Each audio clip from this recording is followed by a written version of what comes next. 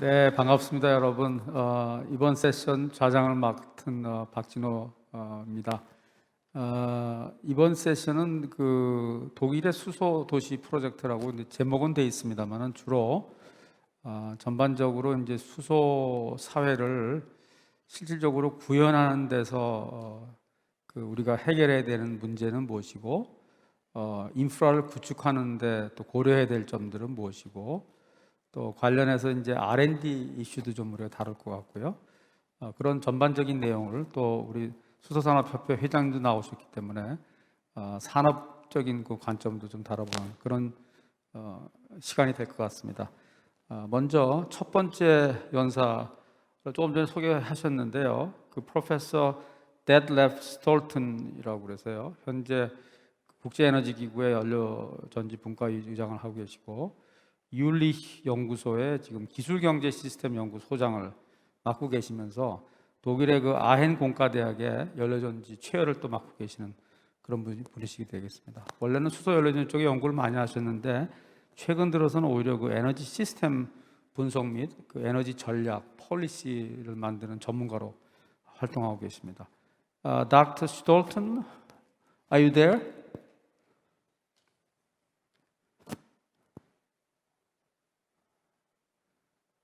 연결을 하고 있는 것 같습니다. 현재 또 닥터 스톨트는 그 국제수소에너지협회라고 해서 IAHE의 그 부회장도 맡고 계시고, 제가 알기로는 하여간 독일에서는 굉장히 중요한 그런 그 정책 수립에서도 중요한 역할을 많이 하고 계신 분으로 전해 듣고 있습니다.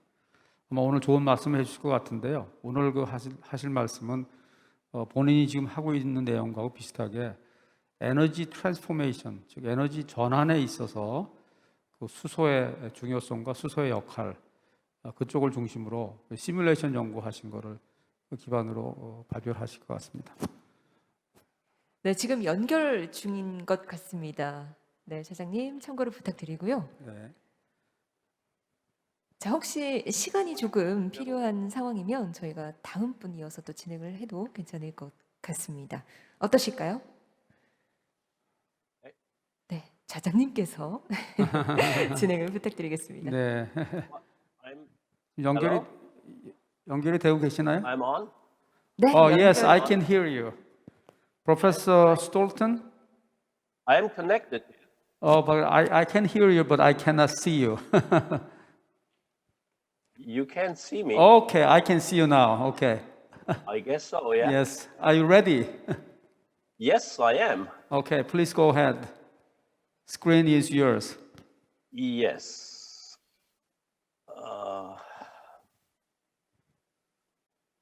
So can you see my screen now? Yes. All right. Good morning, ladies and gentlemen, or in Korea, good afternoon. So I would like to talk about the simulation of the energy transformation and the important role of hydrogen. So I was asked to first introduce where I come from and where I work. The German research landscape has two big pillars, which is the university research organization in general that is funded by the respective federal states and the non-university research organizations. And we have four important organizations. First of all, the Helmholtz Association, which is the biggest one. Then the Max Planck Institute, the Max Planck Gesellschaft, which is very much dedicated to fundamental research, Fraunhofer to industrial research, and Leibniz is locally driven to a high degree. Professor Stolten, yes? you have to share your slide. There is the university research organizations and the non-university research organizations. And you can see the Helmholtz Association is geared to long-term interdisciplinary research, and that includes climate change, and that includes energy research. And we have large-scale research infrastructures, which is, for instance, the synchrotron and so on and so forth. The research is being done in different research sub-organizations, and one of those is JILIC, and I would like to point out the IEK3, which is my institute, and the mission is to do unbiased and independent investigations on technology, energy pathways, value chains, and market introduction, and scale up for future energy systems. So what we are doing is non-experimental. I've been doing experiments for more than 25 years, and now I focus on these systems analyses. All of what we're doing is in line with COP21 targets and well, the derived EU and German energy strategy, and in part also with what the different states in Germany do. So the focus points are sector coupling, modeling of the energy system as a whole. And I will show you later on what that means, and that's very important. Minimization of total cost is a target. So this is our optimization target. Everything else we price in, and you will see that later, is boundary condition. And these boundary conditions, or these constraints, determine very much the result. And that's our screws basically to adjust the results, or let's say to make it realistic. But minimization of total cost is the target. We have an hourly resolution, and we have precise locations of renewable energy installations. That means exact by the GPS coordinates, and we can tell for every windmill we virtually install what the harness would be. So how much energy we could harness. We look into industrial sites. We single out the industrial sites one by one. If they are big enough, there's a certain threshold. And we look into the power plants and also their being taken out of operation by GPS coordinates. The resources on interdisciplinary team, we have about 43 staff, and what we can rely on is a computer cluster we built up with 1,200 cores and 440 terabyte storage capacity. Storage capacity is important because what we're doing is we use the climate data and the thereof derived energy data, wind speed data and sun data and so on, and process them in order to evaluate the energy produced by the renewable energy installations. So first of all, I would like to go a little into the political and legal framework of the energy transition, because that is very fluid. So the federal targets in place mean we have minus 55% of CO2 in 2030 and 80 to 95% of CO2 minus in 2050 compared to 1990. What is important, this is fixed in the law. So this is not a political idea, it's fixed in the law. The Climate Change Protection Program until 2030 comprises about 54 billion euros in the time frame 20 to 23. And we have national emissions trade for heat and transportation sector. And we have a decided plan for retirement of the coal power plants until 2038. This is also part of a law. So this is fixed. It is not a political perception or a political idea. It's fixed in law. And we foster the market introduction for hydrogen technology with about 10 billion euro. The retirement of nuclear power plants has been decided way earlier, and they will retire in 2022. So this is very, very close in the future. And 9 are already taken out of operation. 3 will be taken out in 21, and that's this year, and 3 in the next year. So this is the framework which is in place. But what happened was we had a Federal Constitutional Court decision as of March 21st in this year, and they decided that the young generation is not looking into a secured future because we're using up too much energy, and we are pushing all the CO2 emissions and the problems associated with that towards the young generation. So you can read the text later on. It's pretty detailed. And what happened was we have a new law which is underway in which 2030 now the target for CO2 reduction will be 65% instead of 55%. And we added targets, and that was the whole point of this court decision. We added target for 2035, 2040, and 2045. That was what the court requested. They requested it basically for the future, but this is the political reaction to that. And there are two important things to note. 77% minus CO2 is very hard to achieve. 88 is even harder. And we see it's not 100% in 2050 anymore, it's 100% in 2045. So this is what will be law in Germany in some time. The law is underway, as I said, and sub-targets for the sectors will be defined or partially are defined already. Climate neutrality, this is the word which is being used now, is reached when the natural sinks can consume all of the emitted CO2. And major things are the water bodies, forests, swamps, etc., etc. So reforestation can be also a tool. It's not only technical tools. The European Green Deal has been made. Europe strives to be the first climate neutral continent. It aims to be climate neutral by 2050. You can see it's not 2045. Some German states are already going for 2040 climate neutrality. I doubt it is to be achieved. I doubt it can be achieved so quickly, but that's partially fluid between 2050 and 2040.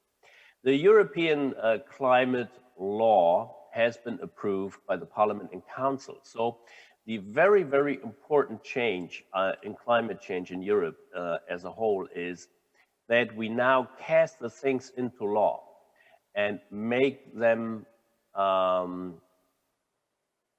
enforceable also by court claims. In 2030, 55% CO2 reduction is to be achieved.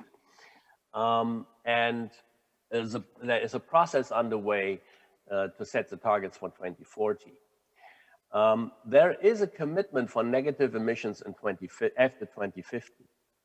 So even negative emissions are considered, which means strong reforestation or some CO2 being taken out of the atmosphere, which is technically possible, but it's not so easy since the concentration is very low. Enhance the carbon sinks by more ambitious land use regulations is one important point, and stronger provisions to adaptation to climate change. So still, if we do all of that, we expect climate change to happen. And to be honest, we are seeing it more or less all day. So in Europe, or at least in Germany, the spring got canceled this year. So we have strong shifts in weather, which are which cannot be directly traced to climate change, but which happens so often that one can assume there is climate change on the way. And there's establishment of a scientific advisory board on climate change. There's also money associated to it, about 100 billion euros for 2020 to 2027. And the EU is talking of about 1 trillion euros for sustainable investments until 2050. This is not governmental money. This means all of the money which can be mobilized. It includes governmental money, but that's an idea of what is needed for Europe with the 500, close to 500 million inhabitants.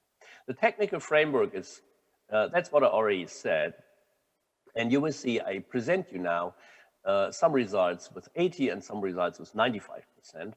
And there you will see the role of hydrogen coming up It's not so much in 80%, but in 95 it comes up. And we are now going for 100% by 2045, and we will publish that in fall. And there we see a lot of hydrogen, even more than in the 95% scenario.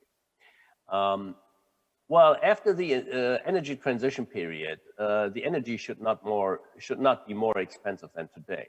And I think it's achievable if we do it right. It's hard to achieve, but we might achieve it. Limited emissions can be reduced on the way. All energy sectors have to be addressed. That's very important. We cannot leave any sector out if we go for the very high level targets.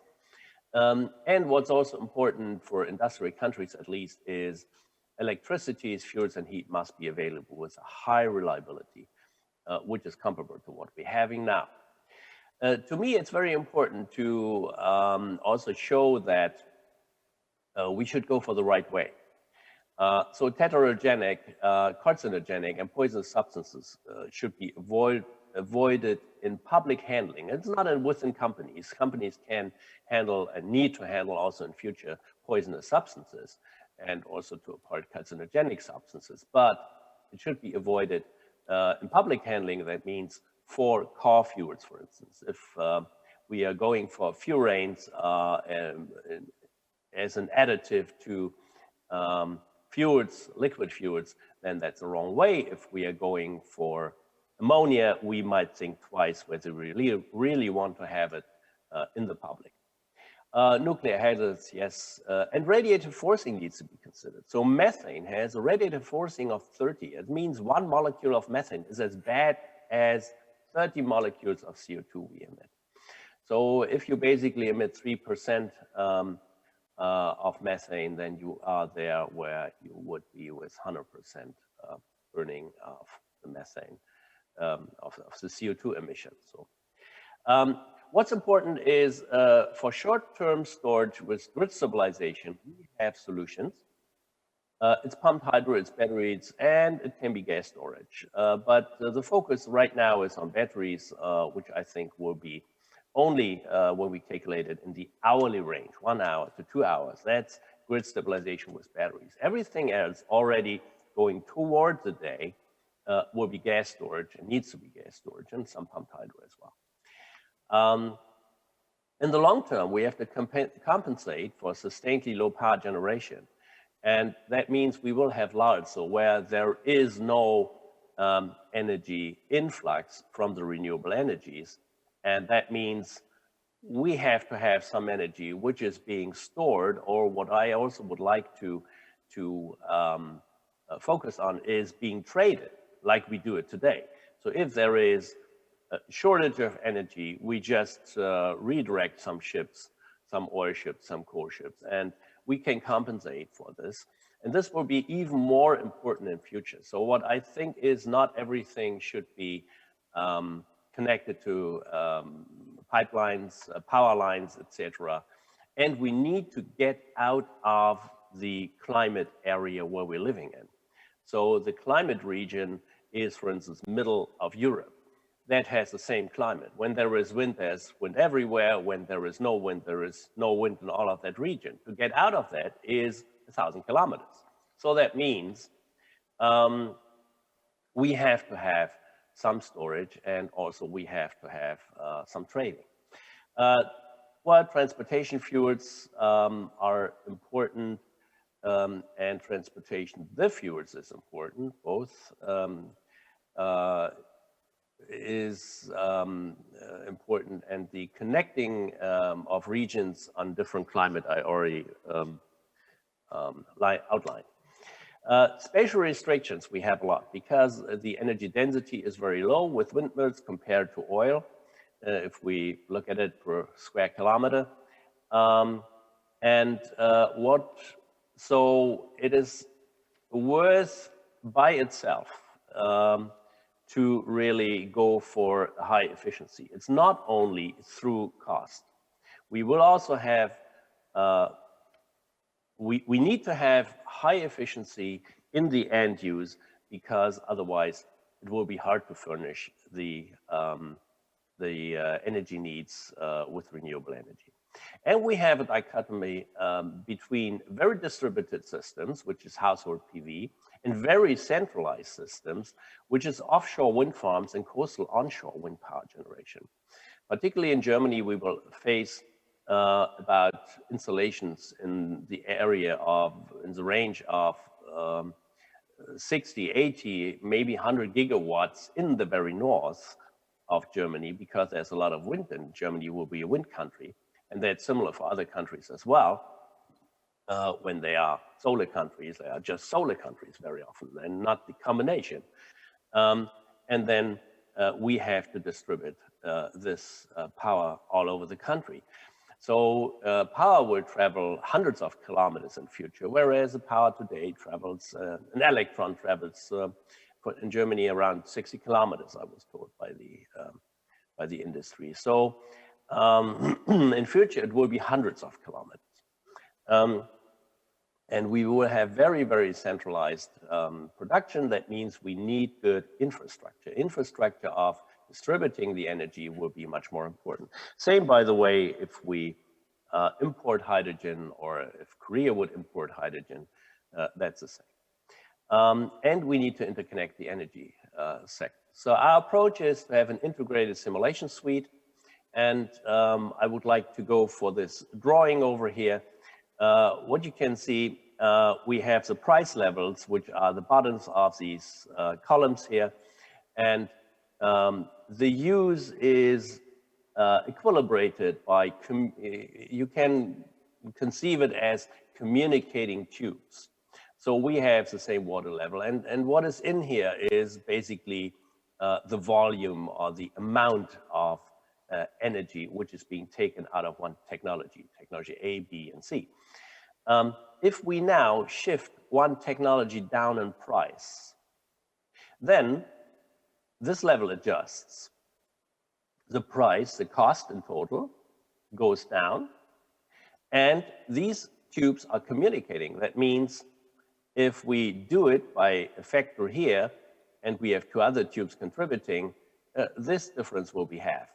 But the important thing is, if we shift this down, these two technologies will be used less. And that is totally priced in a bottom-up approach in our simulation. So we choose the cheapest way to take out the CO2 automatically. This is how it is programmed. And we looked into 1,300 technologies, not 3. And we have about 2,000 pathways included. Here's our modeling suite. We have one node in which we optimize everything. That's basically one country, if you like, or it could also be Europe. And then we distribute it to the NUTS2 region. That's a European definition of regions, which are about counties. So we have 38 nodes then for Germany, and we regionalize everything with the infrastructure, which is based on GIS, geographic information systems, and the demand. These two things give us a realistic approach. So what we are doing in addition is we limit new technologies when we go for a greenfield setup in 2050 and go back then. We limit the technologies, the new installations, to plus 5% per annum in order to get S-shaped curves for installations which are realistic, since industry needs to gear up over time. And if there is already high installations, then we can go this curve. If there is more a technology which needs to get introduced into the market, we automatically, by the 5% rule, go the lower curve. So this gives us a realistic operation. So here we can calculate the renewable energy sources. We have the European power grid. We could also implement any other power grid of the world. We are now modeling Africa, for instance, Western and Southern Africa, by a contract of the Ministry of Research of Germany. We have the gas transportation grid, it's fluid dynamics. We have the buildings, districts, demand load profiles, which we resolve hourly, transportation, and international provision of hydrogen, and an actor-centered individual transportation model, because we notice that cars, private cars, are not cost-driven. Nobody would drive the cars we drive today if this was a cost-driven decision. So we need an actor-centered individual model. So here you can see, for instance, straw CHP we have here. This is one node, and this is the whole cloud of technologies we are considering. The information of each node is investment cost, cost range, efficiency, CO2 emissions, potential, commodities, operational cost, interest rate, and lifetime. What are the lessons learned? First of all, I would like to make a disclaimer. This is not an official European or German strategy. This is modeling result of my institute, but I can tell we did the modeling for North Rhine-Westphalia, and that has been adopted as a state strategy. So a state strategy has been formulated out of what we did, so it's very close to politics. What you can see here is 80% and 95% CO2 reduction. And this is for Germany, but this is true for any country in the world. There is a huge difference. And there's a huge difference where how much CO2 needs to be cut out, sure, and also what is left. So there is some CO2 left in the energy sector in 2050 in the 95% region scenario. But there is also some left in industry. So buildings and transport have to totally cut it out. We can also see the impact on hydrogen. If we look for an 80% scenario, most countries do that, and we still have it in law, is that we have some hydrogen in the transportation sector. We have near to no hydrogen in the energy sector. And we have some in the industry sector in 2050. If we go to the other bar here in the 95% CO2 reduction scenario, then we have it in buildings through fuel cells. We have it in industry to a very high degree because industrial processes, including steel making, will be directed towards hydrogen and direct reduction of steel. And we need it for reconversion of electrical power, which we stored in between, in order to secure the supply of electricity. And this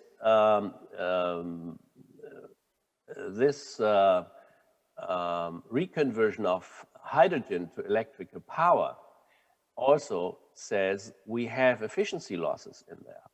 And that means when we go to a very high CO2 reduction scenario, we have then efficiency losses in the energy sector, and the more energy we need to supply directly as power to the transportation sector means we also need to always supply electrical energy, meaning we have to increase the reconversion losses. So this automatically in our model gives a shift towards hydrogen transport in the transport sector, also for private cars. So that's the reason, and that's what most scenarios do not price in today, that we also go to higher energy losses in the energy sector, owing to the storage requirements and reconversion to electrical power. Here you see the difference between hydrogen and methane. So we have transportation requirements here for hydrogen in the 80% scenario. And here you see the bar again for 95%. If we look into the methane demand, in the 80% scenario, we see a peak in methane demand. Whereas in the 95% scenario, we see a constant drop in methane. And that shows, and in 2050, methane is all gone because we cannot really condone the CO2 emissions of methane anymore with the 95% CO2 reduction. And we have CO2 sequestration priced in, but it is too expensive compared to directly going to hydrogen. And this is also equilibrated with international hydrogen production, because in our scenario, we have a hydrogen import, which is about 50%, so 220 terawatt hours will be imported. And here we also have 220 terawatt hours, which will be produced at home. For that, we need 310 terawatt hours of power because of 70% of efficiency.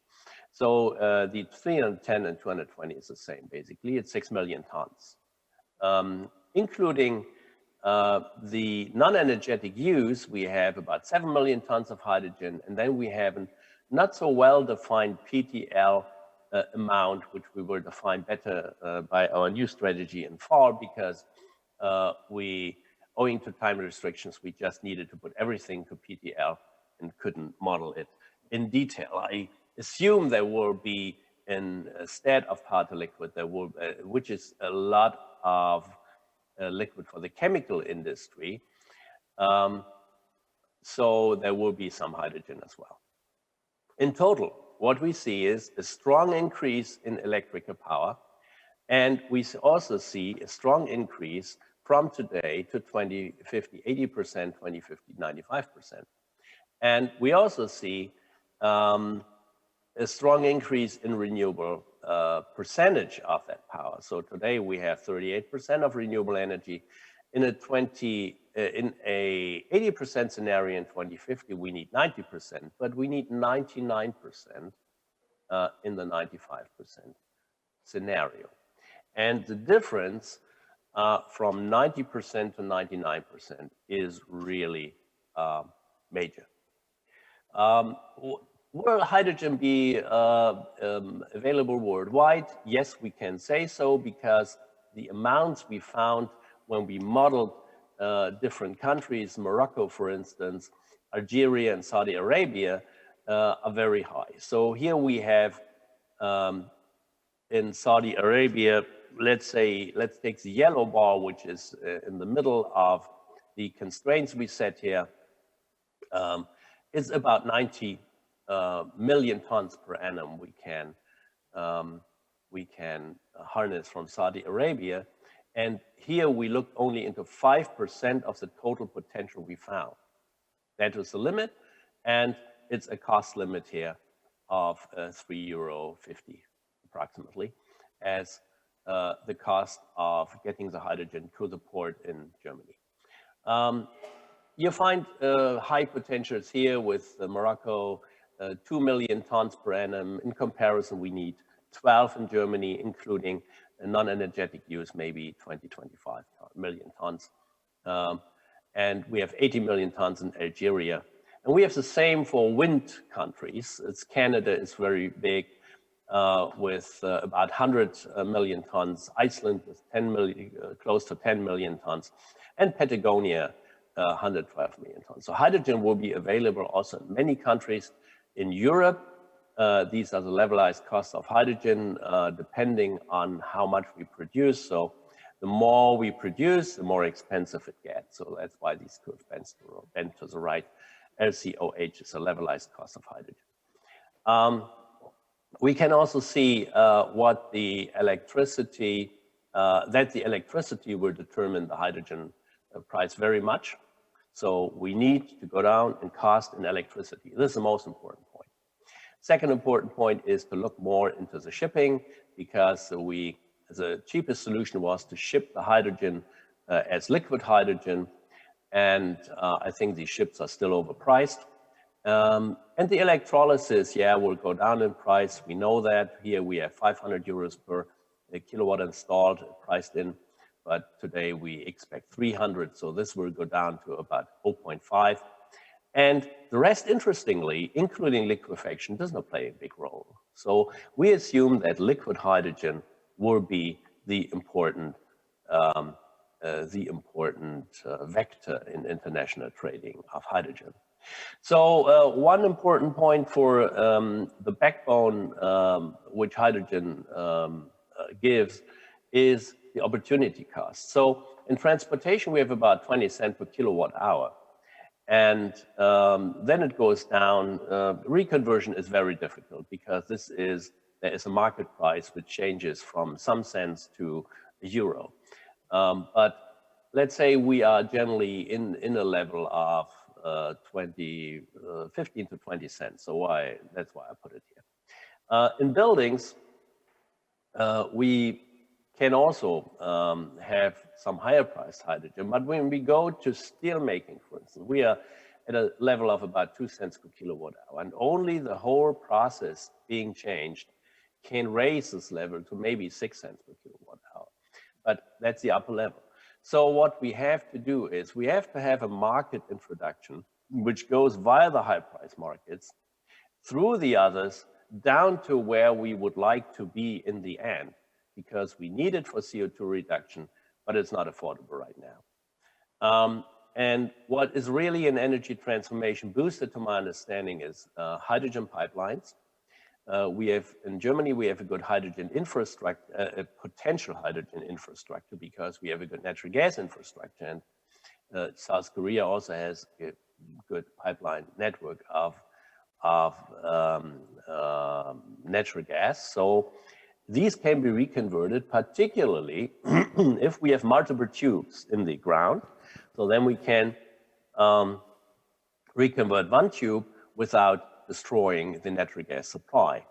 And then the storage of hydrogen comes in, and that is where Germany has rock salt caverns. Many other states like South Korea don't. So their liquid storage might be as a solution, and trucking and ships are important. So thank you very much for the attention, and this is my team. Thank you, Dr. Stolten. Thank you very much for your very comprehensive and insightful presentation. Please stay online. 굉장히 폭넓은 분야에 대해서 소개를 해주신 것 같습니다. 독일은 보니까 유럽 전체는 탄소 중립이 2050년이 목표인데 새로 바뀌는 그 법에 의하면 2045년으로 5년을 당긴다고 나오는 것 같습니다. 잘 들었고요.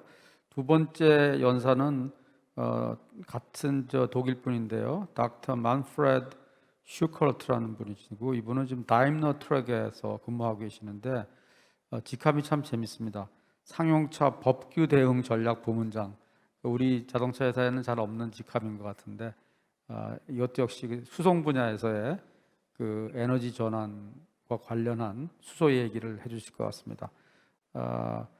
닥터 만프레드는 그 다임러트럭에서 지금 계시고요. 그 전에는 에버버스에서도 계셨고, 연료전지 그 차세대 연료전지 버스 개발 책임을 오랫동안 맡으셨고, 슈투트가르트 대학에서 기계공학 박사를 받으신 분입니다. Dr. Manfred Schroer, you there? Okay, you're ready. Thank you very much. Thank you very much also for this invitation to share our view on hydrogen for the future energy and transportation system. Yeah, as mentioned today, we as part of the industry are really right now in the middle of the transition, and we wanted to show a little bit of our work on this energy transition. So, and as mentioned, I'm belonging to one of the largest truck manufacturers, which is Daimler Truck. I wanted to also let you know about the development works we are currently doing. So first of all, just for more or less a global picture, right now, what you can see here is the overall production in 2018 from the truck fleet, from the truck population, new registration around the world, the different and various truck manufacturers. And as you see, Daimler belongs to the largest ones, but it's closely followed already by lots of Chinese and Indian manufacturers as well. So we need to speed up, and the transition definitely is one let's say, pillar in this, let's say, change of our industry, especially of the truck industry, which is very much driven by regulations. And not only the regulation, but also the change of the behavior in our society let us, let's say, decide on our future, the future of the trucking industry, of Daimler Truck ambition level.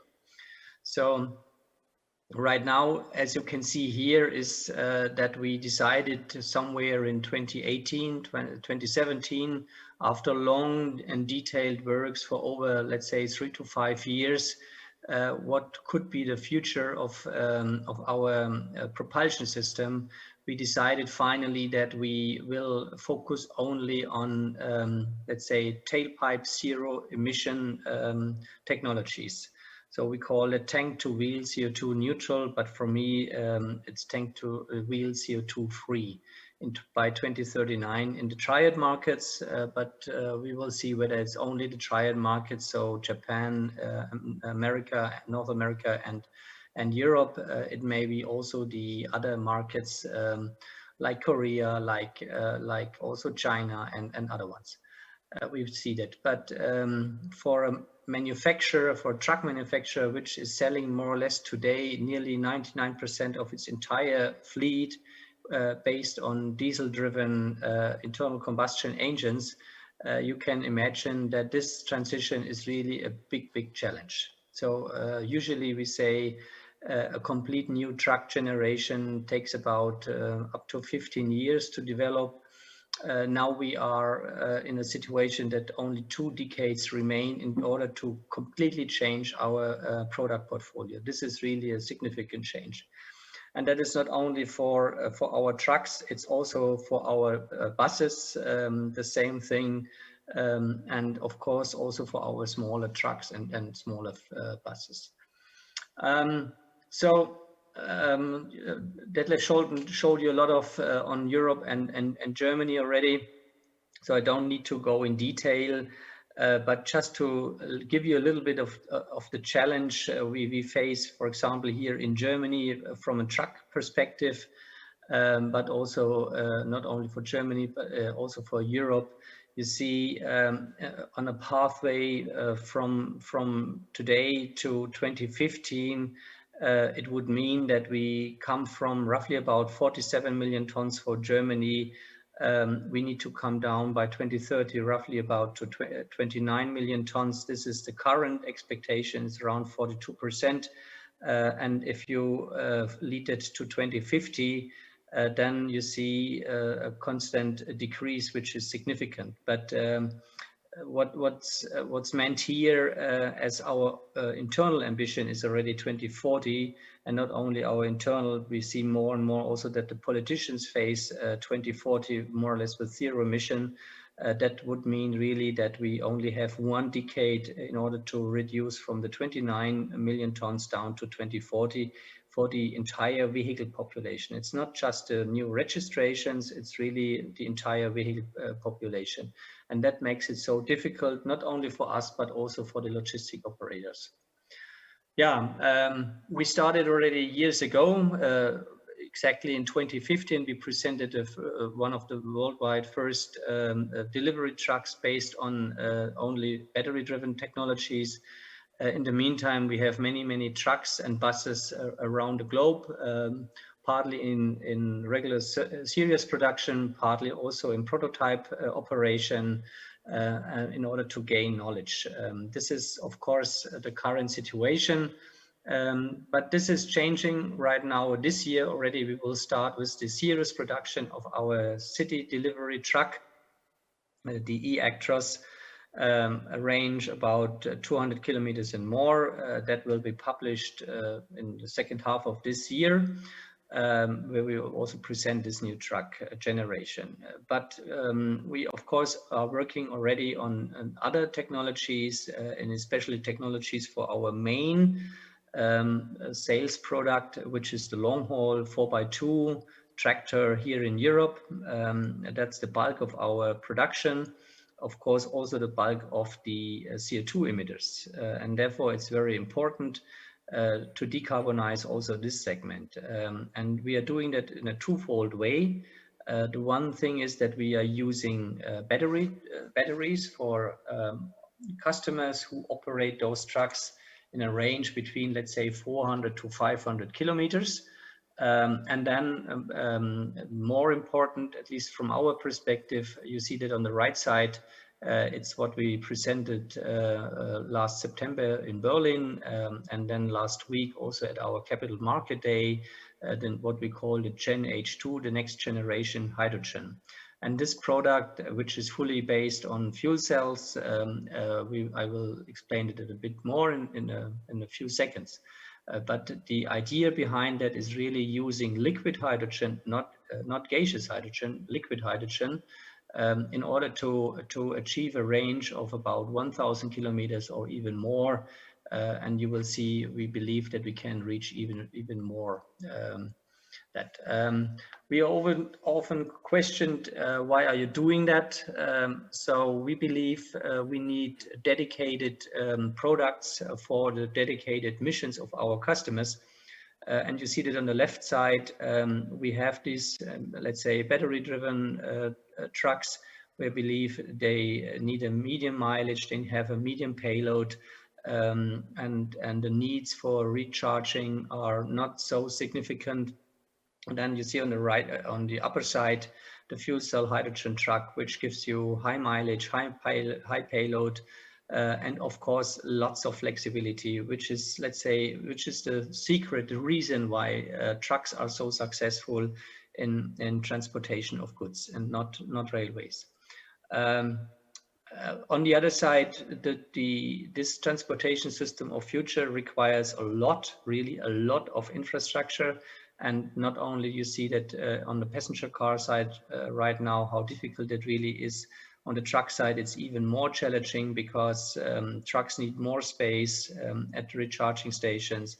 And of course, they need to recharge once when they are empty, because money is time, or time is money, so to say. And that leads to the requirement that we have charging stations all across Europe.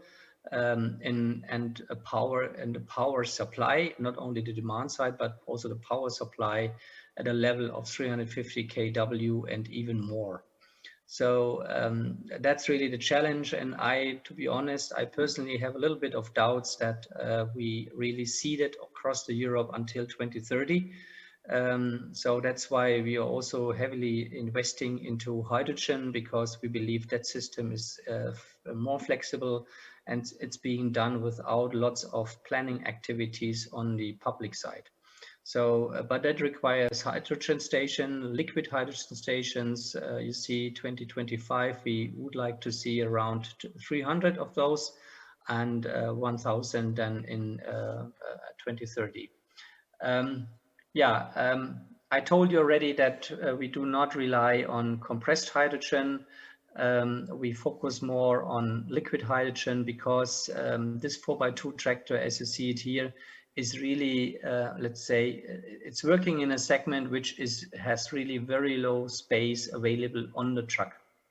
Everybody who develops such a truck, he knows that it seems to be huge, but if you take out the cabin space, there is really little space available for large gas cylinders, and then you need a lot of different other electric and electronic components. You need a lot of cooling units, because the fuel cell systems have some quite high cooling demand. And of course, also on the other side, you will have a battery on board as well. So, but not too much going into detail. This truck is being operated right now, is running on our streets already. We have two fuel cell systems from our own company.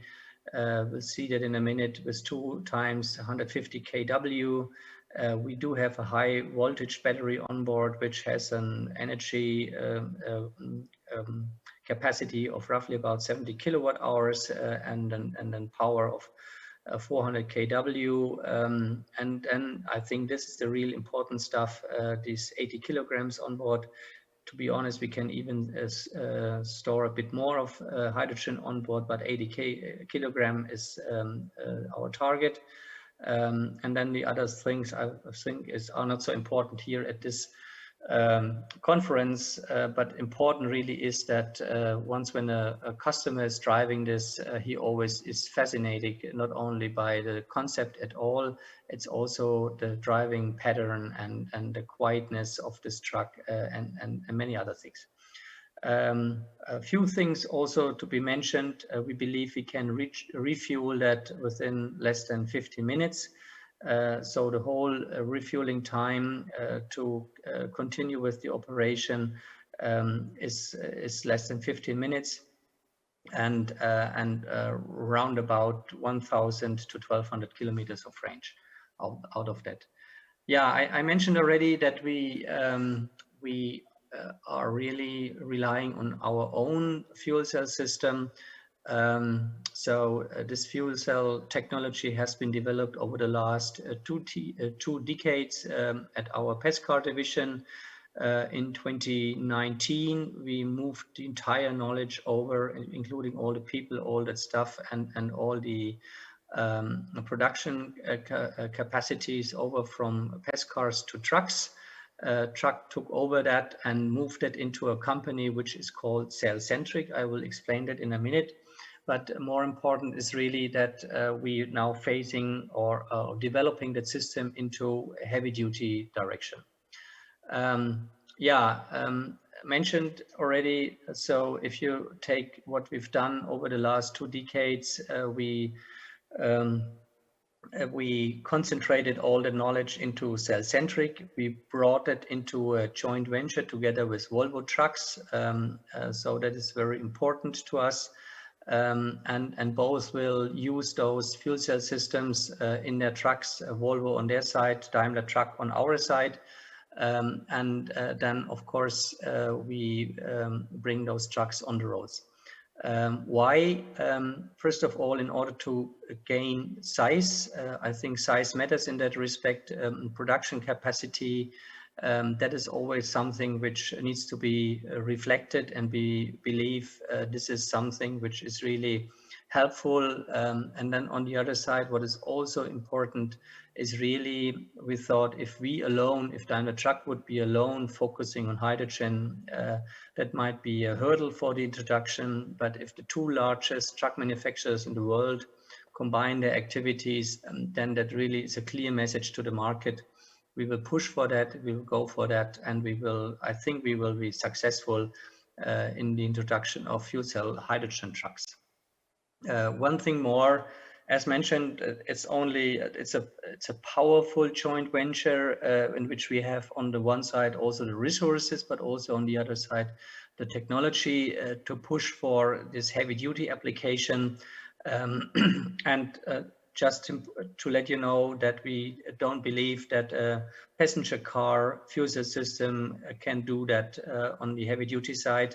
A passenger car system is being developed in another direction, more instantly speed, more let's say more reflection on what the driver really needs in the next second. While on the heavy duty side, we have a more relaxed system combined with a very powerful battery that gives enough, let's say, instantaneous reaction on the system. The performance, I think, is also very different. We need around at least 300 kW in a twin setup. Then the other thing is also that we rely on 800 volt.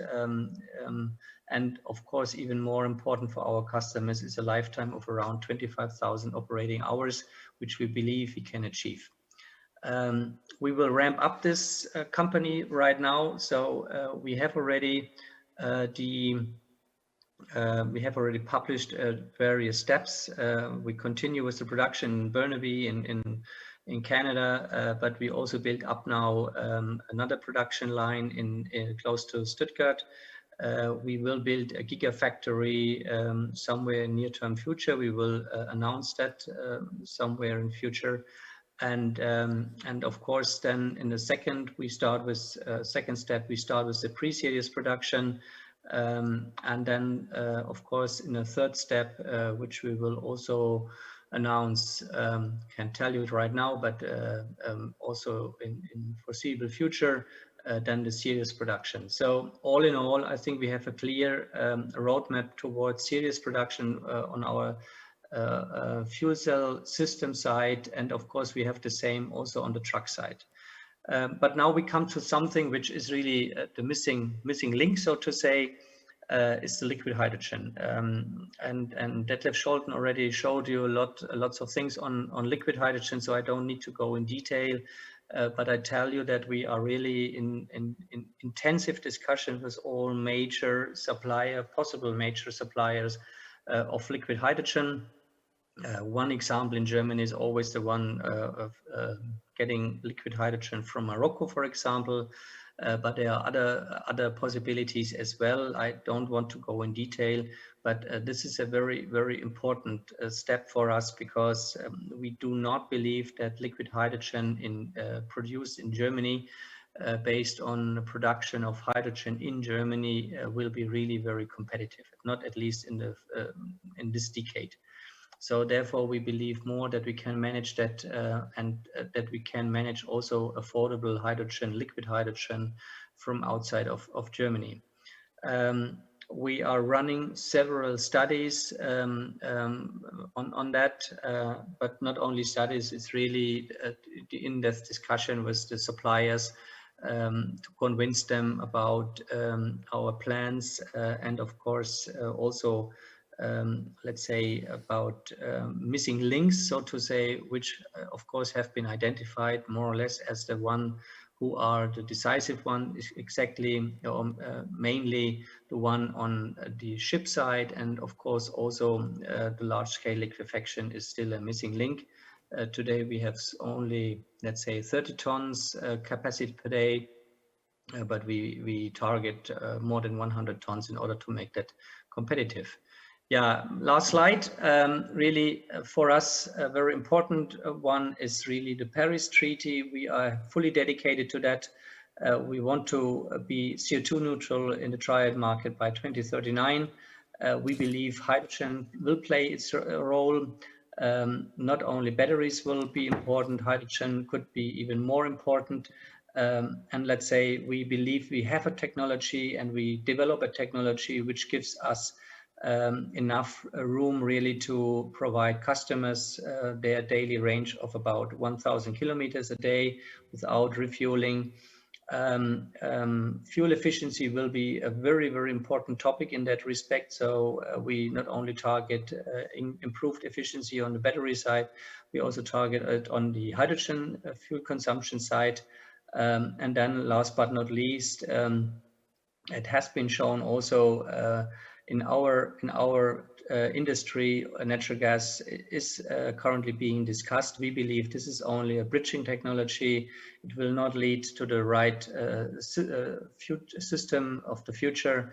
It's more on the bridging side, and therefore we will not go for natural gas applications within heavy-duty transportation. And finally, of course, we see a lot of hydrogen consumption coming up. I can't tell you right now because it's still not being published, but we target really a lot of hundred thousands of hydrogen consumption by around 2030. Thank you very much, and happy to discuss question and answers later on. Thank you, Manfred, for your nice talk. 아주 재밌는 얘기를 많이 해주셔서 좀 더 들었으면 좋겠습니다만 저희들이 시간이 조금 지연이 되는 것 같아서 먼저 우리 모신 그 토론자 세 분의 말씀을 좀 짧게 임팩트 있게 듣고 토론 시작하도록 하겠습니다. 먼저 에너지기술연구원의 수소연구단 단장을 맡고 계시는 김창희 박사님을 모시고 말씀을 듣도록 하겠습니다. 김 박사님은 카이스트에서 공학 박사 하시고 지금까지 수소 분야에서 특히 수존의 분야에서 굉장히 활발하게 활동하고 계시고요. 과학기술정보통신부의 우수연구 성과 50선에도 선정되시고 대통령 표창도 받으신 분이 되겠습니다. 자, 김 박사님 부탁드리겠습니다. 네, 감사합니다.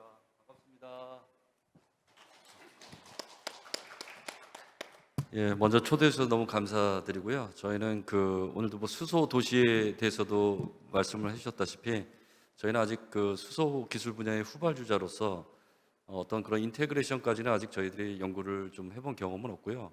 각자의 단위 기술들의 개발에 대한 부분들이 조금 많이 좀 포커싱 되어 있는 부분입니다. 한국에너지기술연구원 수소연구단이 수소 연구에 가장 역사가 오래 깊고요.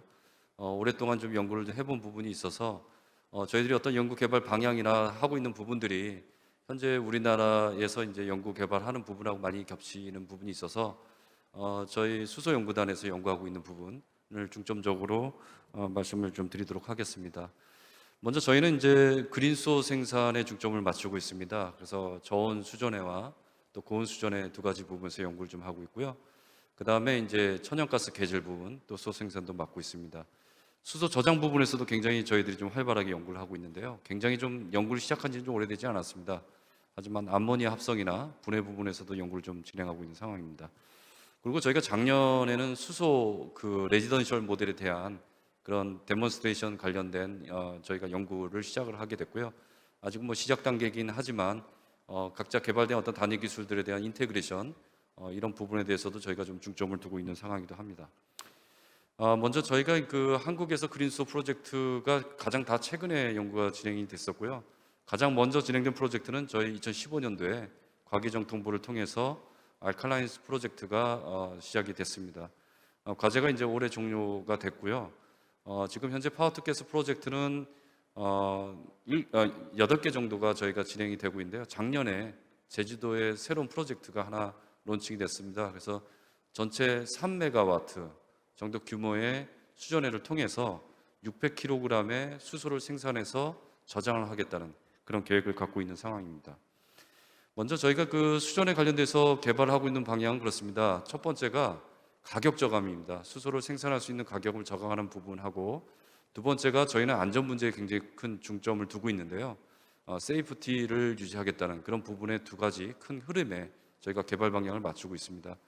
먼저 가격을 저감하는 부분 중에 가장 큰 부분은요, 전체 수전해 시스템에서 스택이 한 50%의 가격을 차지하고 있고요. 그 중에서 전극이 한 50%도 차지하고 있습니다. 전체적인 KPX를 줄이기 위한 노력으로서는 저희들이 경제성 평가를 해본 결과를 보면 전류 밀도를 향상시키게 되면 가격이 급격하게 떨어지는 걸 알 수가 있겠습니다. 모든 정규화학 시스템이 그렇듯이 전류 밀도를 높이면 효율이 급격하게 또 떨어집니다. 그래서 일정한 효율을 유지하면서 전류 밀도를 높이는 그런 부분들에 대해서 저희가 좀 연구를 하고 있는데요. 저희가 지금 현재 상용 제품들의 전류 밀도보다 한 3배 정도 올리게 되면 전체적인 시스템 가격의 40% 정도 떨어지게 됩니다. 그래서 이런 부분들을 저희들은 연구 개발 방향의 하나의 타깃으로 잡았고요. 두 번째 부분은 재생에너지 자체가 굉장히 간헐적이고 불규칙하기 때문에 이런 부분들이 수소와 산소의 혼합에 영향을 미칩니다. 그래서 이런 부분들을 방어하기 위해서 원천적으로 소재 기술 개발이라든가 또 시스템 운전, 제어 로직이나 이런 부분에 저희들이 중점을 두어서 이런 안전 부분을 확대하려고 하고 있습니다. 그런 것 중에 하나가 이제 재생에너지의 부하 영역을 최저 부하 영역을 낮추는 부분이 있겠는데요. 이런 부분들도 저희 연구 테마에 포함되어 있다고 생각합니다. 저희들이 이제 개발한 부분은 지금 10kW, 100kW까지 확장 가능한 수전해 시스템이고요. 효율은 82%고 최저 부하를 5에서 110까지 저희가 도달을 했고 전류 밀도는 0.6A까지 도달했습니다. 현재 많은 대기업과 중견기업들이 저희들랑 컨택을 하고 있습니다. 최근에는 뭐 포스코라든가 LG화학이 지금 이런 부분들을 대용량화하는 이런 부분에 지금 같이 저희들이 참여를 하고 있어서요. 아마 한 5년 이내에는 우리 국내에서도 10메가와트 이상의 세계 최고 수준의 수전의 장치가 국내 기술로 탄생할 수 있지 않을까 저희들은 한번 기대를 좀 해보고 있는 상황입니다. 그리고 저희가 이제 고온 수증 기분의 개발도 좀 하고 있는 부분이 있는데요. 이 부분은 아무래도 이제 고온 열원이 좀 필요하다는 그런 부분이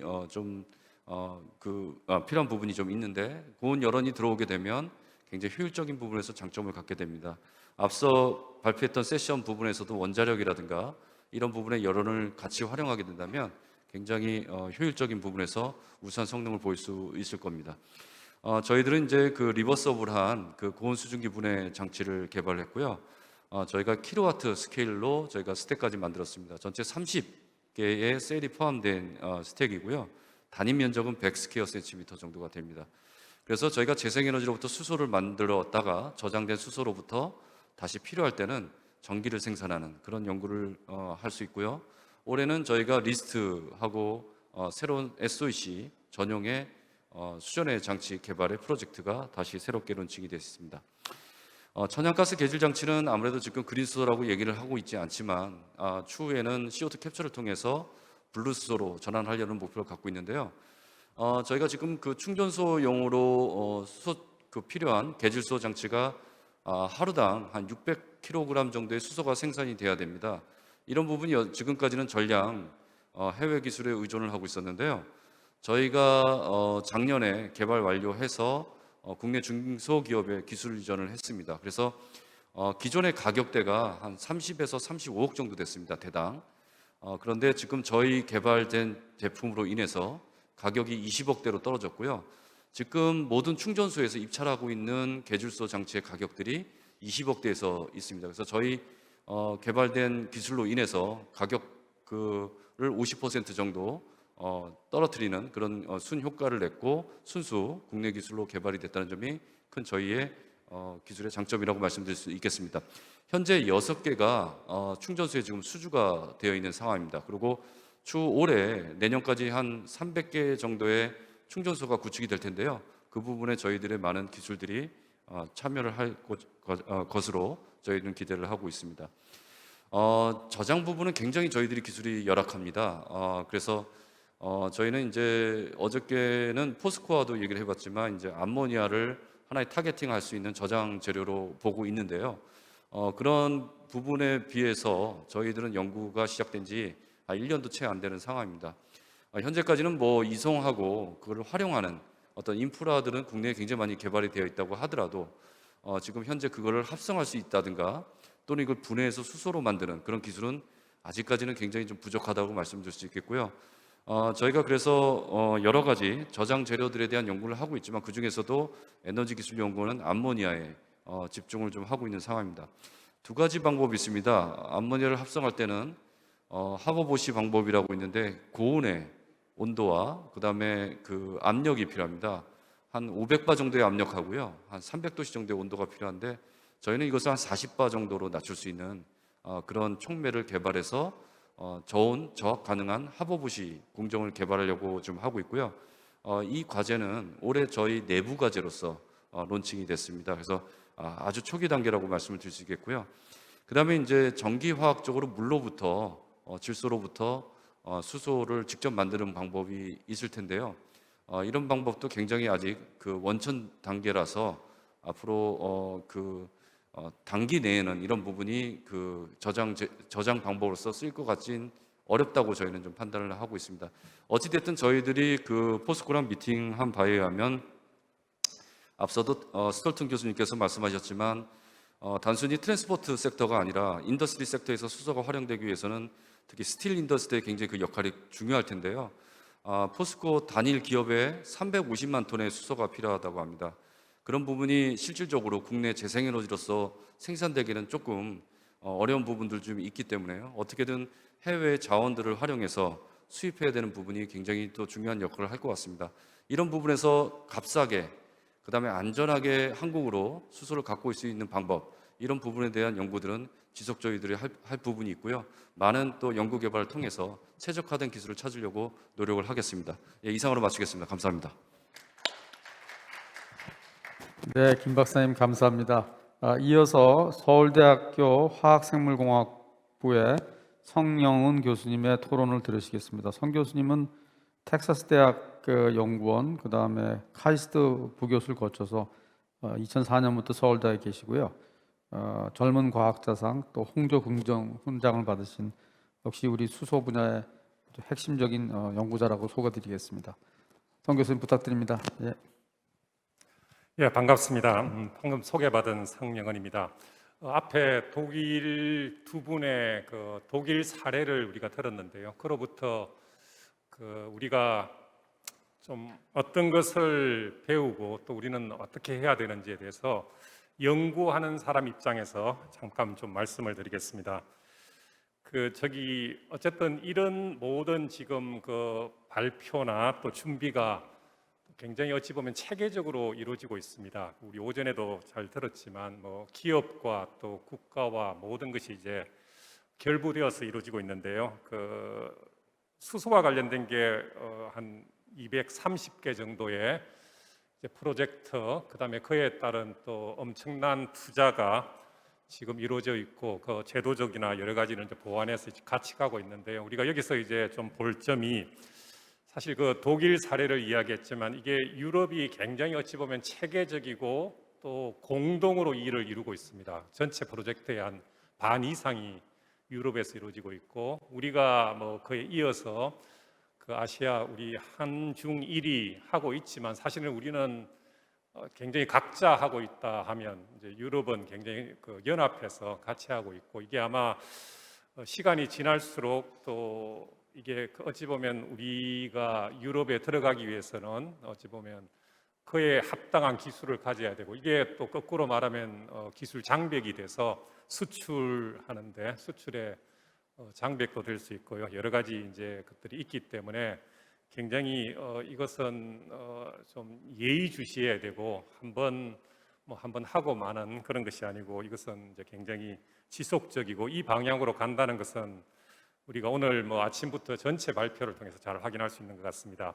우리도 역시 이제 그 목표는 비슷하게 잡아놨습니다. 현재 이제 수소 가격이 한 6, 7천 원 하는 가격이고 주로 이제 부생수소나 추출해서 천연가스로부터 추출해서 만들고 있고 그 나머지 뭐 제가 이제 우리 공과대학에서 여러 가지 이제 모든 화학 공정을 살펴보면 이게 이제 어쨌든 많은 공정에서 수소는 나옵니다. 그런데 지금까지 수소가 크게 경제성도 없고 사용처가 별로 없으니까 대부분 이제 많은 업체들에서 생산되는 수소는 그냥 태우거나 이제 날려버렸는데요. 아마 이제 이런 것을 계기로 그 공정상 이 수소를 어떻게 하든 사용하는 방향으로 계속 나아가리라 봅니다. 근데 하여튼 가격적으로는 목표는 한 3천 원 정도 이렇게 이제 떨어뜨리고 그렇게 떨어뜨리는 것뿐 아니라 수소를 생산하는 방식에 있어서도 이제 우리가 많이 발표했던 수전해나 혹은 기타 이제 뭐 해외에서 수입한다든지 하여튼 그 수준회를 기초로 하는 부분이 많이 늘어날 거다. 근데 우리가 볼 점은 이게 이렇게 30년 뒤 2050년에 탄소 중립이라 해서 뭐 전체적으로 100% 수준으로 간다든지 100% 수소를 쓴다든지 그런 것은 아니라는 것을 먼저 좀 오해를 하지 않았으면 좋겠다 그 생각입니다. 그 수전해는 정확하게 연료전지의 반대 방향이기 때문에 많은 부분에서는 어찌 보면 그 용어나 기술이나 그런 데서 공통점이 있습니다. 저는 전기화학을 전공하는 사람인데요. 연료전지와 수전해를 이렇게 동시에 하고 있지만 사실 보면 연료전지는 가스를 흘려서 전기를 만든다는 그런 방식이고 수전해는 물을 흘려서 액체인 물을 흘려서 그로부터 수소를 만드니까 하여튼 전기 분해와 전기를 만드는 어찌 보면 그게 왔다 갔다 하는 그런 면에서는 유사 기술이면서 그러다 보니까 하는 방식도 굉장히 통일된 게 많이 있습니다. 뭐 하나의 지금 우리가 가장 이 수소를 이제 지금 현 상황에서 이해하기 가장 쉬운 게 현재 나와 있는 수소 연료전지 자동차의 모델 한 종류의 모델의 스펙을 보면 잠깐 알 수 있는데요. 현재 그 앞에서 트럭과 달리 상용차는 현재 한 5kg 정도의 수소를 실는데요. 아까 제가 말씀드린 대로 지금 가격이 한 6천 원 정도 되면 한 3만 원 정도 충전하면 한 500km 정도 가는 그래서 여기 슬라이드에 보시면 킬로와트당 그 모터가 한 6km 가니까 그렇게 해서 한 500km 가니까 수소 1kg이 몇 킬로와트의 전기를 만들고 그 1kW의 전기가 몇 킬로미터 가는지가 나오니까 대강 현재 이제 한 20kWh 이내 실제로 이론적으로는 한 40kWh 정도 돼야 되니까요. 그렇게 1kg이 내는 이론 수치는 그 정도인데 실제로 연료전지는 그 반 정도 이렇게 이제 그 반 이하를 지금 뽑아내니까 기술적으로 앞으로 개발해야 될 그 여지는 굉장히 많이 있다고 보면 되고요. 수전에는 반대로 40kWh라는 이론치보다는 현재는 한 45에서 60kWh의 전기를 그러니까 이론치보다 훨씬 더 많은 전기를 가해야 1kg 수소가 나오는 거죠. 그러니까 그쪽에서 양쪽에서 다 기술 개발이 되어야 될 여지가 굉장히 많다는 것을 이제 우리에게 보여줍니다. 그래서 이제 제가 이제 그 기초과학연구원 IBS 나노입자연구단에서 에너지디바이스 그룹을 이제 책임지고 연구를 하고 있는데요. 저희는 어떻게 하든 이제 이런 30년 후에 완성될 기술을 향해서 어쨌든 그 저희로서는 이제 나노 기술이나 전기화학을 이용해서 그런 기술을 개발하려고 계속 하고 있고, 그런 면에서 그 우리가 이제 이런 수소 경제, 그래서 정부나 뭐 하여튼 많은 투자가 이루어지고 있지만 이런 투자를 할 때 그 이런 에너지의 문제를 너무 지금 당장 그 상업적으로 가치가 있느냐의 시각을 보지 말고 좀 시간을 두고 그 30년 뒤를 목표로 차분히 기술 개발하는데 조금 더 마음을 같이 동시에 써야 된다는 그 이야기를 하고 싶습니다. 지금 있는 기술로 어떻게 하든 경제성을 맞추기 위해서 무리하게 하다 보면 이게 뒤죽박죽 되어 가지고 기술 개발도 더 이루어지지 않고 또 실제로 평판도 훨씬 나빠져서 가는 길이 훨씬 더 어려워지지 않을까 그렇게 생각합니다. 저는 그런 점이 이제 이 독일 발표에서 우리가 배울 점이라고 생각합니다. 저게 굉장히 분석도 철저히 하면서 기술 개발도 굉장히 차분히 해서 그게 같이 갈 수 있도록 계속 하는 거고, 어떤 모양을 그냥 낸다든지 그런 게 절대 아닌 것을 우리가 좀 잘 배워서 그 교훈을 받으면 좋겠습니다. 어쨌든 뭐 저희 쪽에서도 이런 이제 연구를 뭐 지금 현재 사용하고 있는 비싼 촉매들을 더 싸게 만드는 탄소계의 물질이나 기타 그런 연구를 굉장히 많이 하고 있고, 또 그런 소재뿐 아니라 소재를 이용해서 전극 구조를 어떻게 최적화할 건가 그런 연구도 저희뿐 아니라 엄청나게 많은 연구가 진행되고 있고, 또 저희도 키스트하고 공동으로 이제 연료전지와 수전해를 동시에 이렇게 왔다 갔다 하면서 가동할 수 있는 뭐 그런 것도 하면서 전체 전극을 어떻게 디자인하고 설계하고 만드는 게 최적인지 이런 것도 하고 있습니다. 자, 이런 것들을 보고 또 한편으로 이 수전의 기술은 저는 이제 전기화학 전공자로서 보면요, 이게 그 새로운 기술 같지만 굉장히 오래된 기술입니다. 물을 분해해서 그 기본적으로 물과 관련된 것을 분해해서 어떤 것을 만드는 이 전기화학 공정은 굉장히 잘 확립되어 있습니다. 대표적인 게 이 염소 생산인데요. 지금까지는 이제 전 세계 지금 수소 생산의 한 4%가 이 염소 바닷물을 전기 분해해서 염소를 만들 때 반대극에서 나오는 수소인데요. 근데 지금까지 우리나라는 이런 것들에 이제 별로 신경을 안 썼죠. 그리고 그런 면에서 그 물을 분해하는 전극을 만드는 혹은 또 전체 시스템을 구성하는 이 일은 뭐 이런 사례를 보시면 물의 전기 분해는 굉장히 오랜 역사를 가지고 있다. 그래서 이제 이 오래된 기술과 새로운 이런 어떤 그 경향을 잘 조합하면 분명히 돌파구가 있을 것이라 저는 뭐 그렇게 제안하고, 계속 이제 그런 어떤 신기술을 개발하는데 좀 더 한쪽에서는 마음을 써야 되겠다 그런 이야기를 합니다. 그런 면에서 이제 연료전지가 그동안에 지난 한 30년간 굉장히 다양한 방식의 연료전지가 이제 실증되었고, 인산형, 고분자, 그다음에 고온에서 사용하는 그 세라믹, 금속, 산화물 등의 이제 연료전지가 쭉 개발되어 왔는데요. 그 기술이 거꾸로 이제 또 계속 적용되면 그 우리 전기 분해가 그게 되니까 이제 그런 면에서는 어떤 기술이 최종적으로 더 나을지, 왜냐하면 각기 용도가 다 다를 겁니다. 앞에서 이제 우리 원자로와 관련해서는 고온행이 더 좋을 거고요. 여러 가지가 있으니까 이런 여러 가지 옵션을 잘 계속 살펴가야 될 것으로 그렇게 생각합니다. 하여튼 뭐 저는 이렇게 하면 지금 시간이 다 됐는데요. 우리가 분명히 그 목표 가격을 맞출 수 있을 거라 생각합니다. 마지막으로 한 마디만 더 드리면, 이게 이제 전혀 딴 그 구름 잡는 이야기가 아닌 게, 이제 배터리가 한 10년 전쯤 그 킬로와트당 한 1,000불 정도 했습니다. 근데 2020년 현재 100불로 떨어졌거든요. 이게 양산하고 여러 가지를 이제 최적화하면서 그렇게 생긴 겁니다. 여기서 잘 교훈을 받으면 분명히 이 수소 문제도 돌파구가 있으리라 생각합니다. 감사합니다. 네, 감사합니다. 그다음에 우리 또 한 분 토론자로 모신 분이 우리 김방희 한국수소산업협회 회장님이십니다. 김방희 회장님은 올해 3월에 제4대 수소산업협회 회장에 취임하셔서 수소경제 발전을 위한 다양한 활동을 펼치고 계신데요. 2016년에는 철탑산업훈장, 또 2019년에는 국무총리 표창을 받으신 분이십니다. 김 박사님, 그 준비되신 자료로 잠깐 소개해 주시면 감사하겠습니다. 예, 소개받은 수소산업협회 회장 김방입니다. 한국수소산업협회는 한국에서 수소 생산, 유통, 활용 전 분야에 지금 종사하고 있는 중소중견기업들과 그게 관련되는 소재 부품 장비를 생산하는 중소중견기업들 약 180개가 모여서 이 협회를 만들었습니다.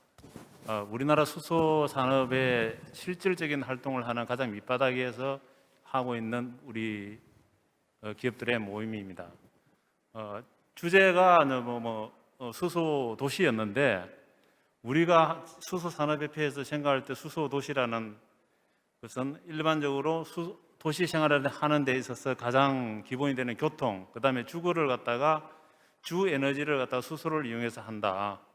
그렇게 하면서 결국적으로 도시 생활을 하는 주민들이 쾌적하고 건강한 생활을 할 수 있도록 돼야 되고, 그 다음에 도시 생활을 하면서 필연적으로 생산되는 노는 음식물 쓰레기라든지 각종 폐기물을 갖다가 어떻게 처리하고 그걸 어떻게 자원화시킬 건가 하는 것이 그 중요한 포인트가 될 거로 보입니다. 그리고 기술적으로는 여러 가지 수소 생산, 그 다음에 수소 활용 방법들이 있지만은 수소를 실제적으로는 어디에서 생산해서 어떻게 가져와서 어떻게 공급을 할 것인가가 가장 중요한 인프라의 문제가 될 거라고 그렇게 보고 있습니다.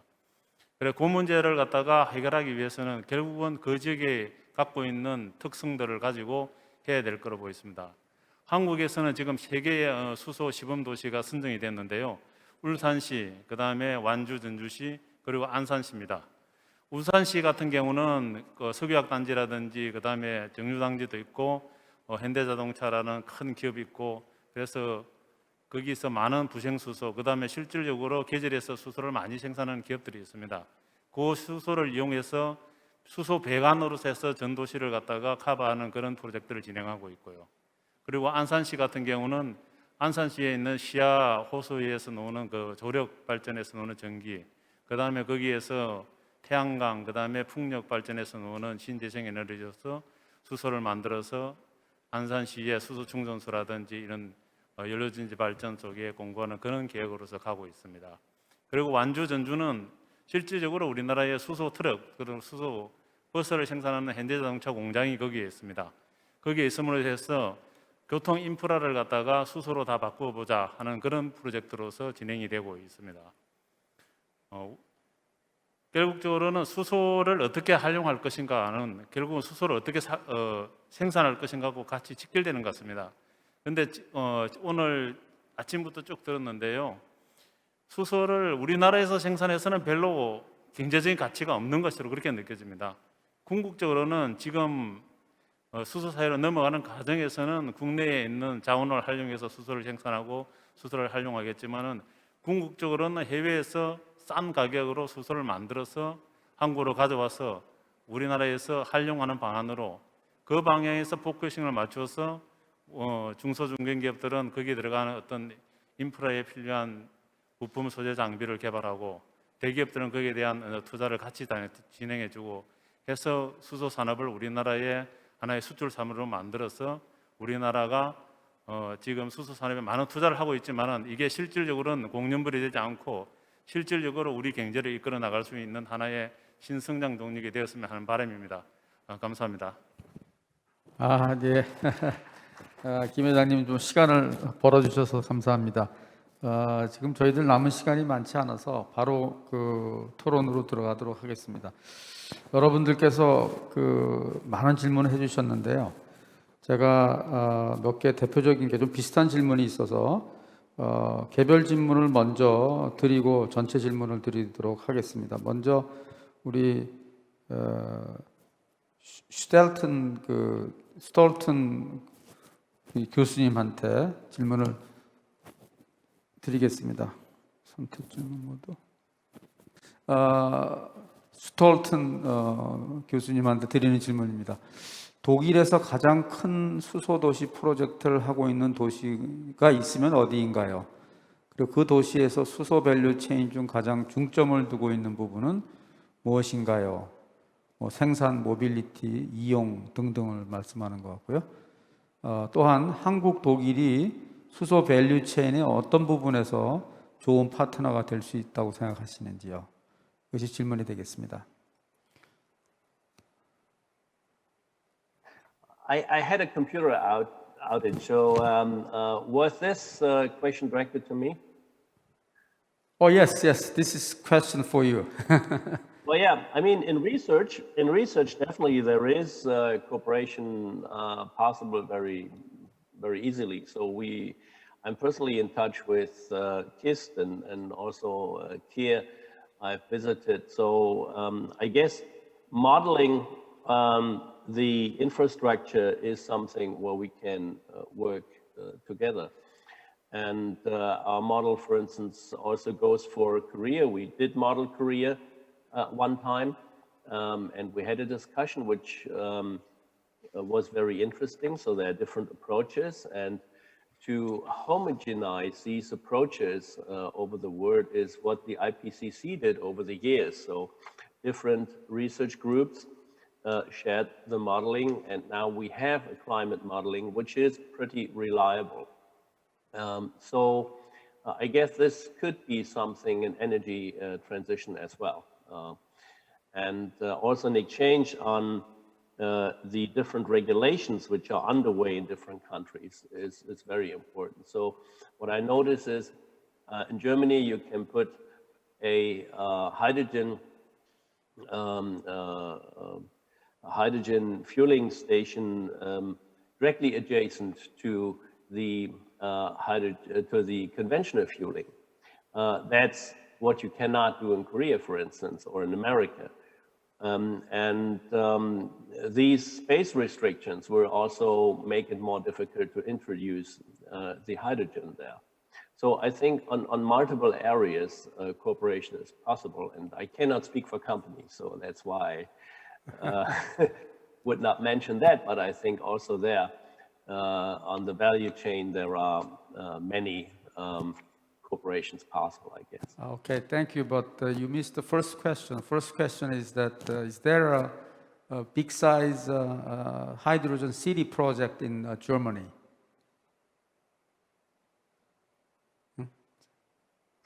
Excuse me? Is there a large-scale hydrogen city project in Germany? In steel making? Yeah. No. Hydrogen city. Hydrogen city. Hydrogen city project? Yeah. Yeah, maybe Mr. 슈커르트 answers. Okay. Yeah. All right. Thank you. And the next question goes to Mr. Manfred. 대형 상용 트럭 외에도 그 픽업과 같은 그런 소형 트럭 그쪽에도 그 수소 라인업 확장 계획이 혹시 다임러에 가지고 계신지 그 질문이 되겠습니다.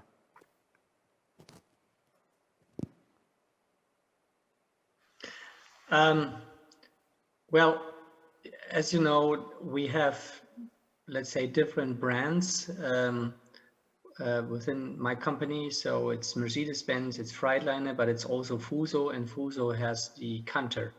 And the Canter definitely is a segment which is, let's say, somehow very responsive to that technology, to hydrogen technology, and therefore there might be a chance also to have Canters with fuel cell technology. We presented them already, but it is clear we need to do something in that segment as well, as some markets are really not focusing too much on batteries in those segments. Some markets are, but not every market. But to be very honest, the bulk of our work really goes into the heavy duty segment, as this is the most important part on the decarbonization pillar. So about 2/3 of our production is really heavy duty, and out of that, perhaps around 50% or even more are really tractors.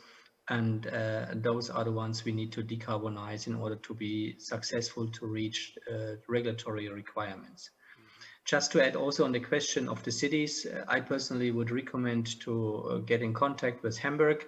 Hamburg is really the largest activity I know, at least, to start hydrogen production.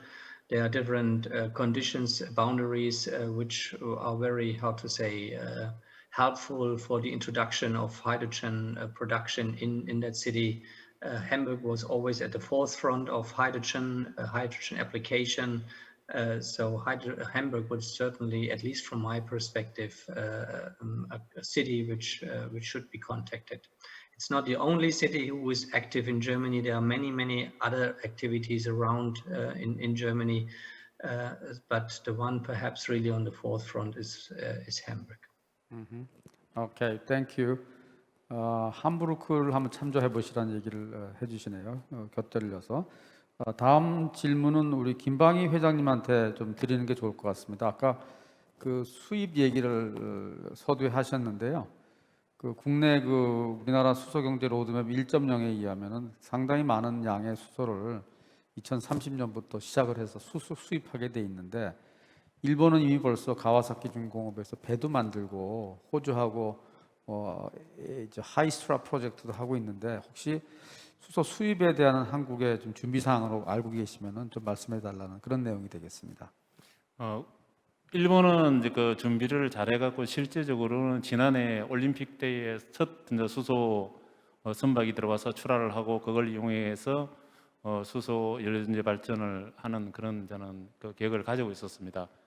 그러다 하지를 못했는데, 지금 국내에서는 정부 차원에서 하는 것은 없고 개별 기업 차원에서 수소를 갖다가 아까 오전에 포스코에서 얘기했는데, 포스코 같은 경우는 아모니아를 이용해서 수소를 외국에서 아모니아를 생산해서 수소를 가져와서 아모니아를 한국에서 다시 이제는 개질을 해서 수소를 사용하고 그런 저는 준비를 하고 있는 걸로 알고 있습니다. 그리고 실질적으로 국내에 지금 대기업 SK라든지 그다음에 GS 칼텍스, 에솔 이런 데서 지금 발표한 걸 보면은 국내에서 생산하는 수소 양만 하더라도 국내에서 2030년, 50년까지 쓰고 또 남는 수소를 갖다가 생산할 계획을 가지고 있습니다. 그러나 경제적인 상황을 고려를 하였는지 안 했는지 모르겠지만은 SK그룹 같은 경우도 지금 부생수소 인천 석유화학에서 쓰고, 그 다음에 지금 보령 터미널에 LNG를 갖다 가지고 개절해서 대규모 수소를 생산하겠다 그런 계획을 가지고 있습니다. 근데 실제로 뭐 거기에 경제성이 있을지 그거는 저희가 판단할 때는 아직 미지수고요. 결국은 신재생 에너지를 가지고 수준회의를 해서 수소를 생산한 수소를 가지고 오거나 아니면은 뭐 외국의 풍부한 천연가스를 가지고 메탄올이나 아모니아를 만들어서 가져오는 방법이 가장 경제적인 방법이 되지 않을까 그렇게 보고 있습니다. 예, 감사합니다. 다음은 좀 약간 기술적인 질문이라서 우리 성 교수님한테 좀 부탁을 드리고 싶은데, 아까 그 전 세션에서도 원자력 그 수소 얘기하면서 그 열분의 수소에 대해서 발표도 하고 했는데, 혹시 그 성 교수님이 보시기에는 열분의 수소 생산 방식의 상용화 전망이 어떻게 보시는지 전기화학자로서 좀 예, 저거 뭐 열분에는 이제 화학공학에서 이미 굉장히 오래전부터 잘 이제 알려져 있고, 어떤 방식이든 이제 뭐 화합물 수소가 들어있는 물질을 쪼개면 그게 쪼갠다는 게 이제 산화 환원을 하는 이제 전기화학적 방식이 있고, 또 열을 굉장히 온도를 올려서 에너지를 가해서 쪼개는 방식이니까 뭐 그 열만 저렴하게 공급만 된다면 충분히 생산이 있을 것 같습니다. 그렇지만 이제 그렇게 분해할 때 어떻게 하면 깨끗한 수소를 만들 거냐 문제는 조금 공정상 좀 더 고려를 해야 될 것 같습니다. 그런 면에서 아까 말씀드린 이제 고온 고체 산화물이나 혹은 원자로를 사용해서 그렇게 할 수 있다면 뭐 그 이론적이거나 이런 면에서는 충분히 전망이 있다고 그렇게 생각합니다. 네, 감사합니다. 혹시 뭐 김창희 박사님도 여기에 혹시 저 첨언하시게 좀 해주시고요. 그거 첨언에다가 하나 또 질문을 얹어서 드리면은 수소도시 이게 지금 현재 세션이니까 우리 삶에 그 미칠 긍정적인 효과에 대해서도 좀 같이 말씀해 주시면 감사하겠습니다. 예, 뭐 열분에는 제가 직접적으로 연구하고 있지는 않지만요. 저 계질수소에서 저희가 이제 분해를 하게 되면 CO2가 나오게 되지만 열분의 반응으로 하게 되면 그냥 고체 상태의 카본, 그러니까 흑연을 만들겠다는 그런 그런 프로세스인데요. 지금 저희가 시작한 지는 지금 정부 과제로서는 한 2년 전에 알키미스트 과제로 해서 수행이 되고 있는 걸로 알고 있습니다. 또 저희 애기원 내에서도 이 연구에 대해서 좀 진행을 좀 하고 있는 상황이라서요.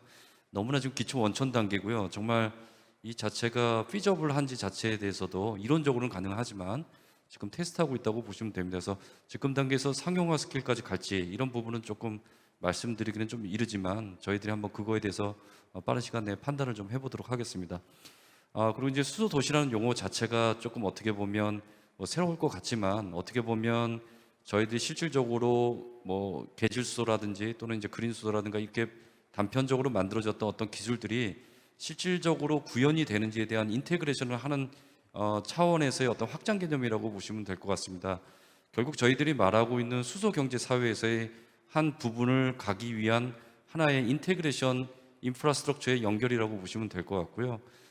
그래서 이제 어떤 단일 프로젝트라고 보실 건 아닌 거고요. 저희들이 하고 있는 어떤 연구에 대한 피저빌리티라든가 인테그레이션에 대한 부분이라고 보시면 될 것 같습니다. 아마 실생활에서 저희들이 직접 경험할 수 있는 기회가 아닐까 생각합니다. 대다수 그린수소라는 부분들은 제주도라든지 발전사 옆에서 이렇게 운영이 되고 있는데요.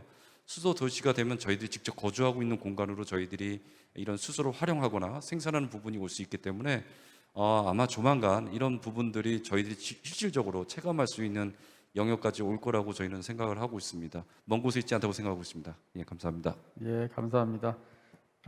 다음은 우리 스톨튼 교수님한테 다시 질문을 드리고, 근데 이거를 아마 제가 이제 마지막 그 질문으로 삼았으면 좋겠습니다. 이걸 포함하셔가지고 한 2분 이내로 이 전반적인 수소 경제에 대해서 좀 진단을 내려주시는 걸로 마치도록 하겠습니다.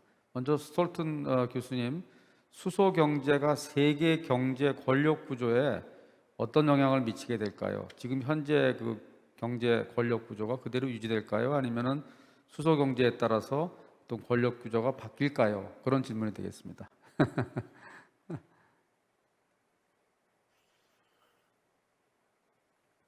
Well, what we can see is that hydrogen is different in energy density when you liquefy it or when you put it into any other form, even into ammonia.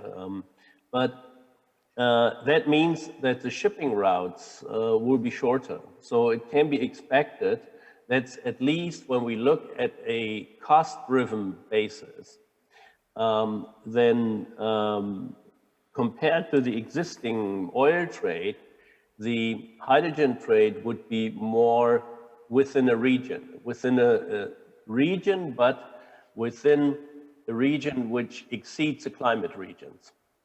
So that means a couple of thousand kilometers and maybe not 10,000. But this is cost-driven. Politically,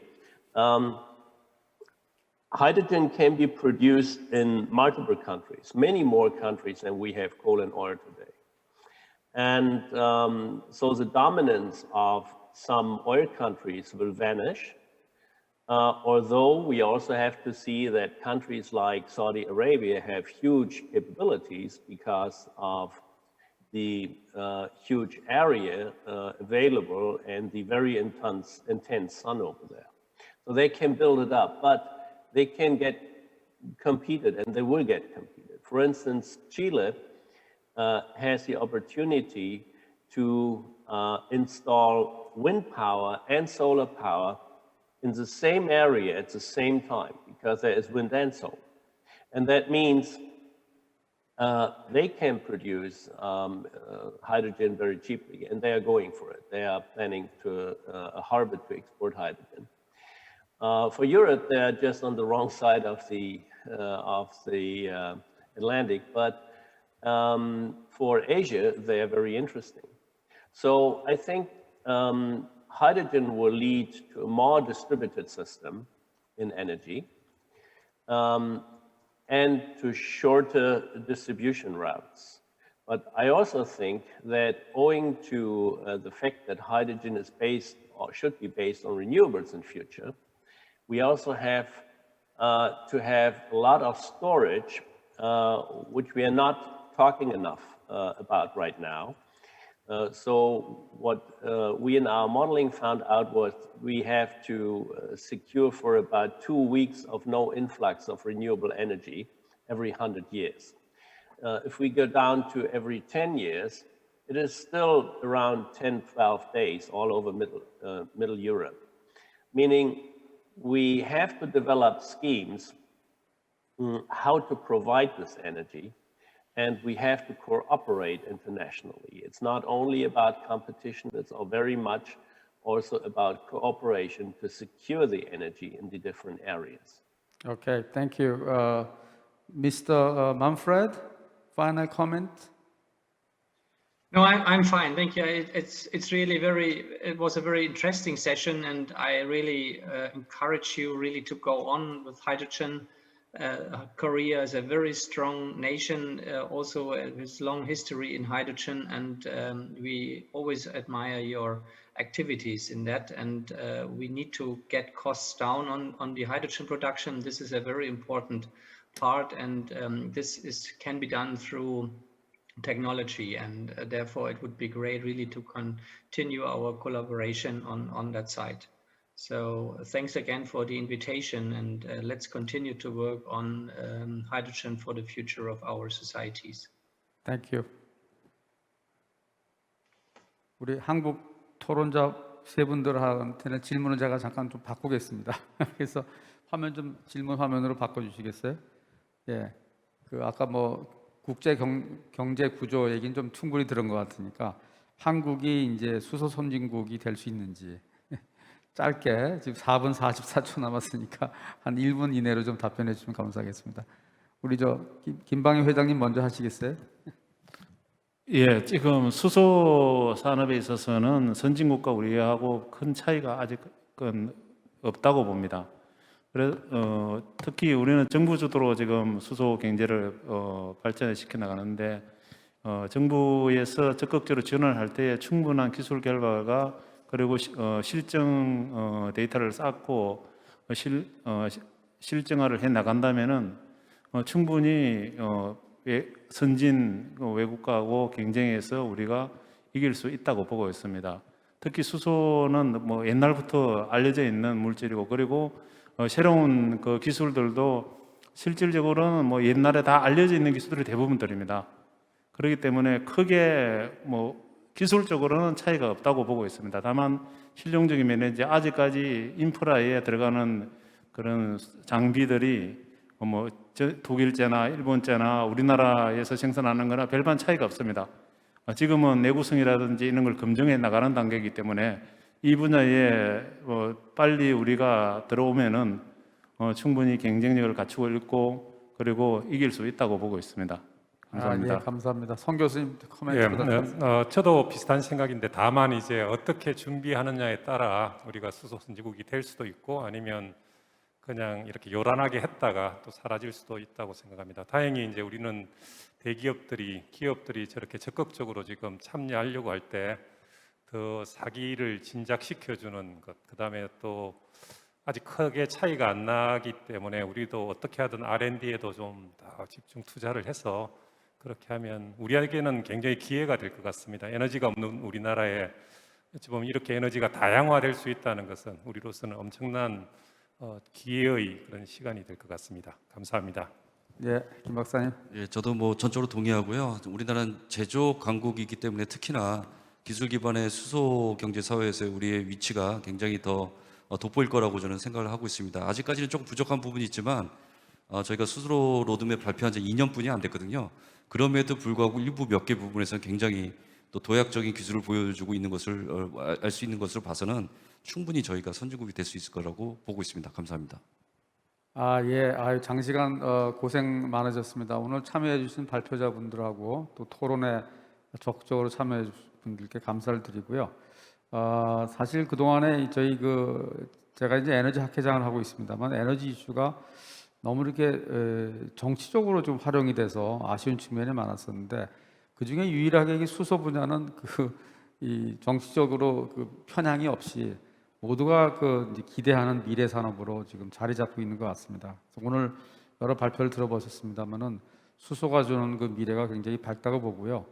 한 10년 전에도 이제 우리나라에서 이 수소가 좀 뜬 적이 있었는데 그때는 좀 뭐라 그럴까요? 우리 해군으로 비교를 하면은 구축함 한두 대가 이렇게 떠다니는 형상이었다 그러면은 지금의 그 수소 경제의 움직임은 전 세계가 같이 항공모함 편대를 이루어서 전방 산업과 후방 산업이 같이 움직이는 그런 패턴을 보이고 있어서 이번에 전 세계적인 수소 경제의 흐름은 거스를 수 없는 어떤 메가 트렌드로 자리 잡지 않을까 그렇게 기대를 해보겠습니다.